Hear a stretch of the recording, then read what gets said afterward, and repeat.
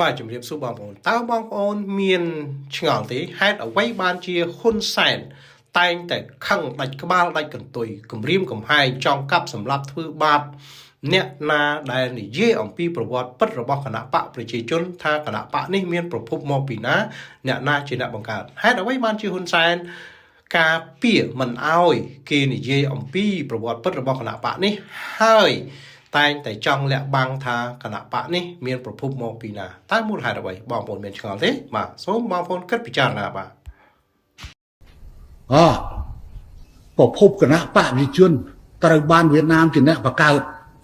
ទោះបីគណៈបកប្រជាជនមានប្រវត្តិពីតាណាអីតាណាក៏ដោយណែអត់ត្រូវមកប៉ះពាល់នៅកិត្តិយសនិងសក្តិថ្លៃថ្នូររបស់គណៈបកប្រជាជនទេណែហ៊ានសាកមើលខ្ញុំនឹងធ្វើឲ្យណែមើលហើយសំនឹងគុកពួកឯងហើយប្រាប់ឲ្យហើយហើយទៅណាក៏រួចដែរហើយត្រីនៅក្នុងកតោហើយប្រាប់ឲ្យចាប់កាច់ខឲ្យស៊ីពេលណាក៏បានណា